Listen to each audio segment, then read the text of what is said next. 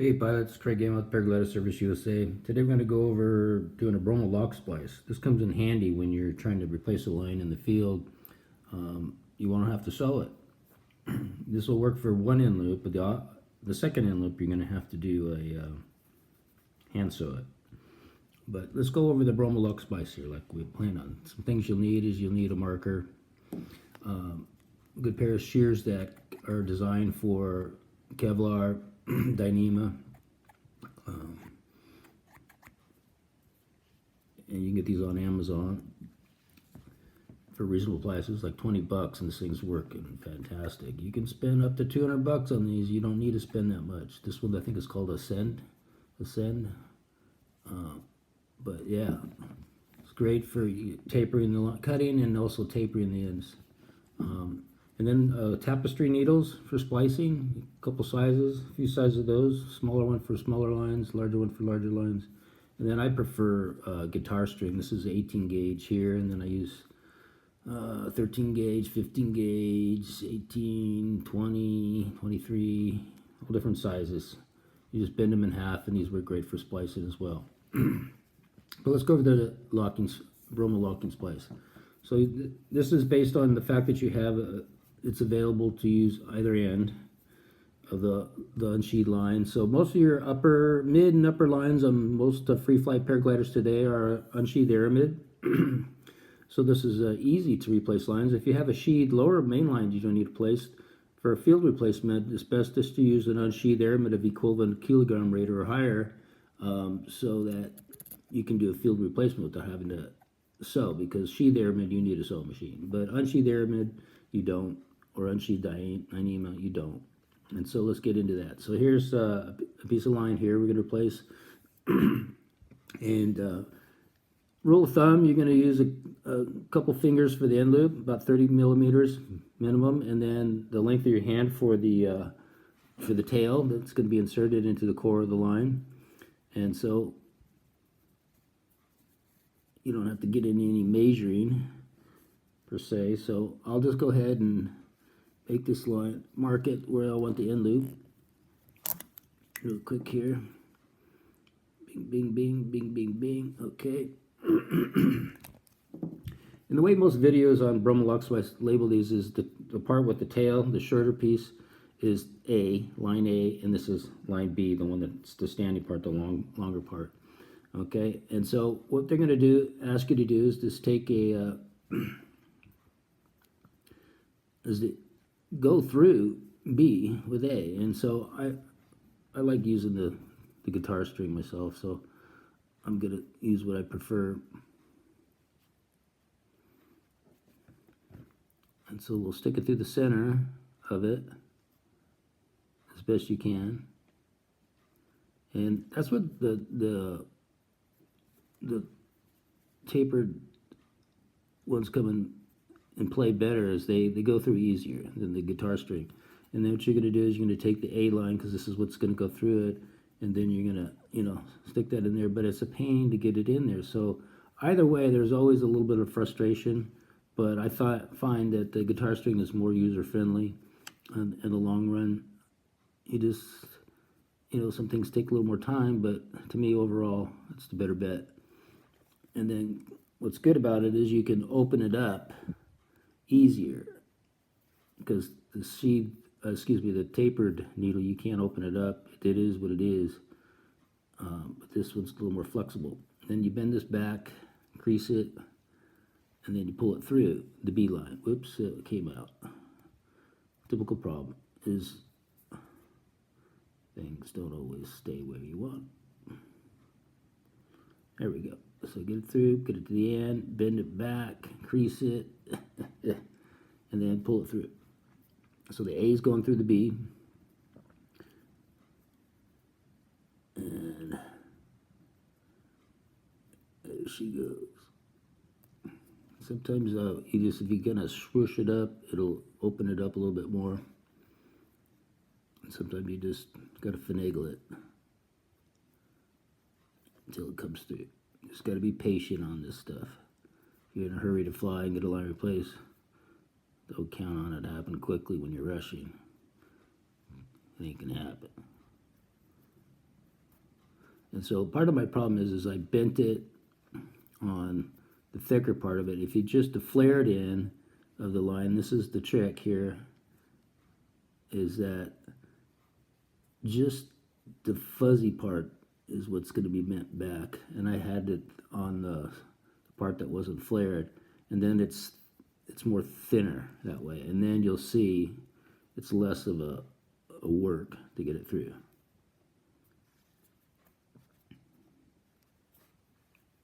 There should be.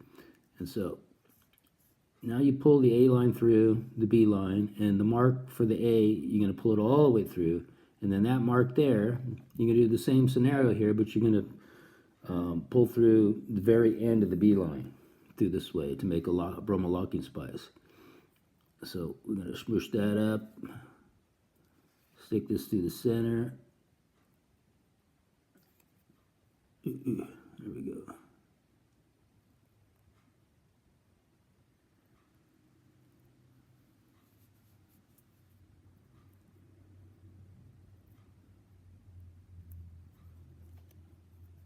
I'm gonna have a lot of trouble with this week.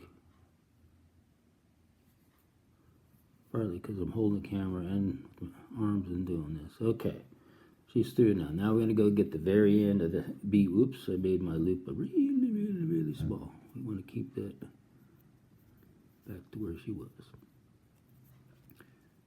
Okay, let's get the other end, the B line. Grab it. Stick it through again. We're going to bend back just the fuzzy part, not this part that's not tapered. Get it down to where it's just the fuzzy tapered part. Crease that back. Now it's going to be less thick, and it'll be more inclined to go through easier than if I did do that.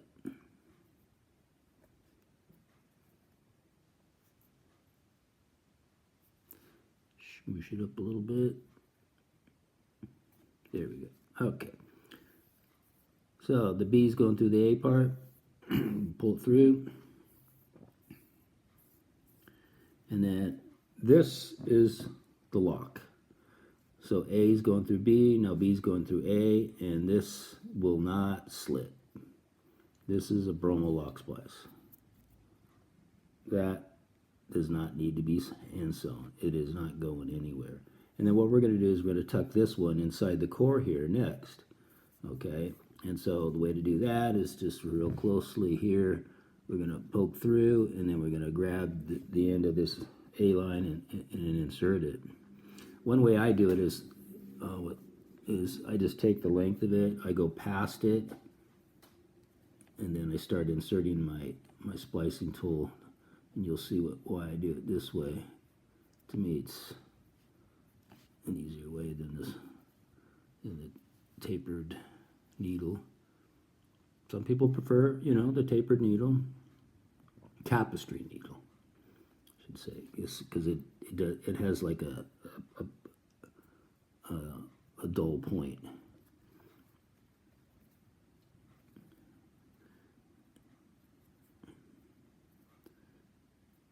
Okay, and then when I get as close as I can get to the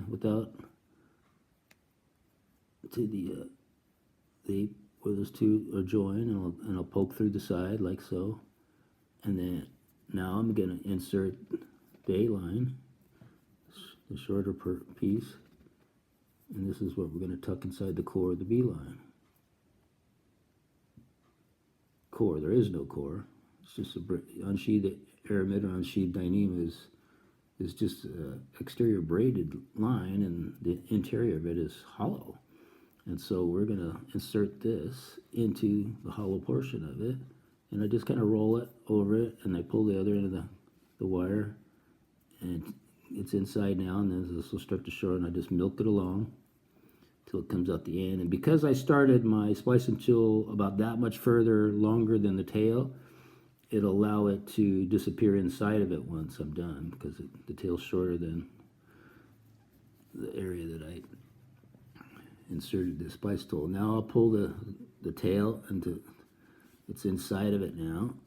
Okay, and now I'm just going to milk this down until the tail disappears completely inside, like so. And that's a Brummel lock-splice. Doesn't need to be hand sewn. It's locked, okay? Now, we'll attach this at one end. If you want to replace the line in place without taking apart all the other lines, I'll put that attach it to one loop with the handshake knot, and just to go over that real quick, all you're doing for the handshake is you're going over it like so, and then the tail of this is going to go through the loop, okay? So let's say that this is an upper line, and I'm attaching this midline to it. The thicker one's the midline, okay? And so there's my handshake. So this is the upper line, and this is the midline, and so I handshake them together like so. Okay, now that's secured. It's a fixed piece. So the next loop we make to connect to the other main line can't be a Brummel lock-splice because we don't have the other end available to pull it through. So we'll go ahead and, we got our marking for, the length. We've measured them, let's say hypothetically, and we want the apex of the loop to be, this right here is matching the length of the line that we removed. And then we want to make our end loop, I say 2 fingers, roughly, 30 millimeters, 20 to 30 millimeters. So there's our loop size, okay, A and B. So A is the shorter piece, and B is the other one. And I'm gonna do the same thing now, even though it's not going to be a legitimate Brummel lock-splice, but it's going to be a modified version that's going to be better than not doing it. And if I just splice it in it and hand sew it, that'll work. But I just like the little extra security of you go back and forth. At least half of it's locked in, kind of, sort of, even though it's not an approved lock-splice, Brummel lock-splice. So we get this in here, bend this back.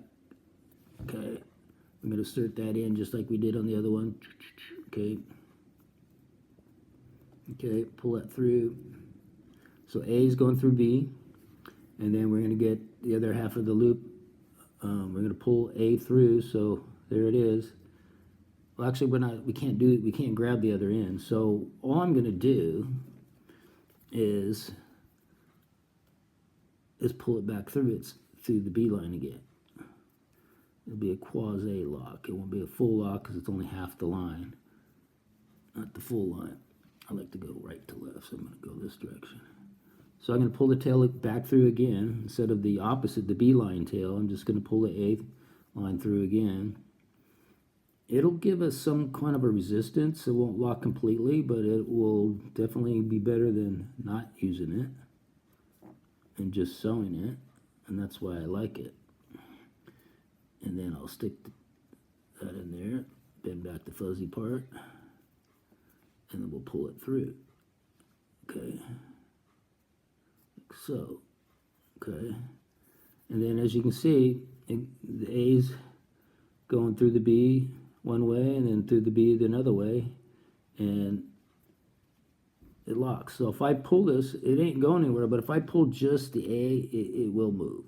And so I'm just going to pull to line up the marks because the marks aren't lined up now for the end loop. Get the 2 marks lined up for the size of the end loop we want. There we be. Okay, now I'm going to insert the tail inside of it.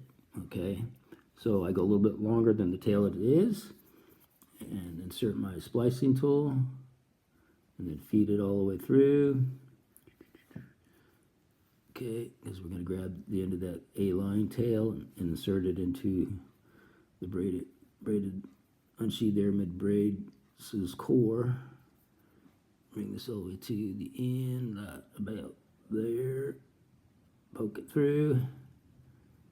Okay, and now we'll get the tail like so. Open this up.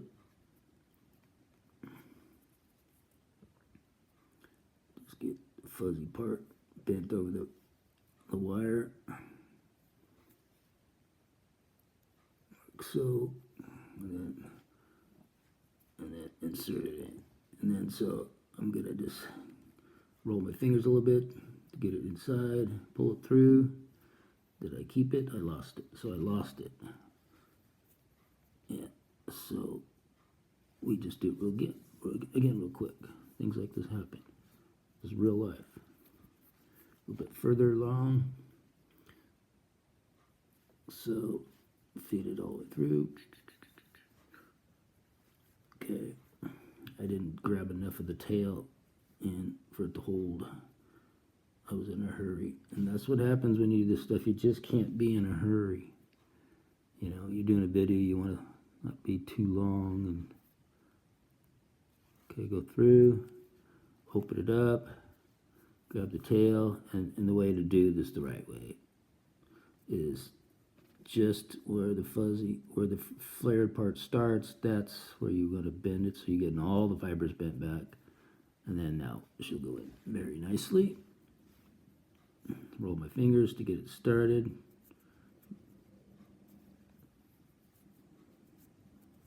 There she goes, she's inside now. Pull it through all the way to the end. And there she be. I'll hold that and pull it so it gets tight right there. And it's now I'm going to milk it down so it disappears on the inside. So all of the tail's inside of it, and there you be. Now this is not an official formal Brummel lock-splice, even though it goes in and out, because it's not using the B side.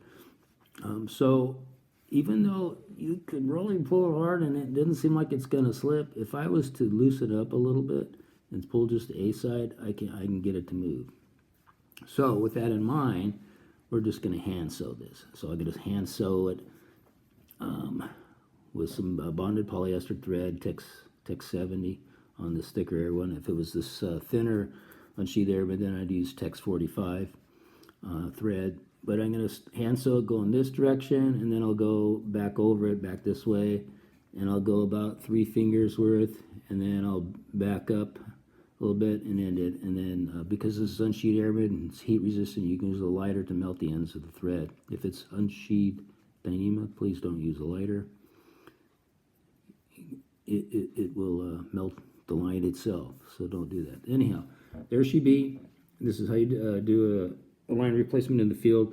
Now what I forgot to show you when I did this all, a big faux pas here, was once I made that loop, I would have had it already in its configuration. I would have went through the opposite loop that it was going to connect to the main line. I would have went through it like this.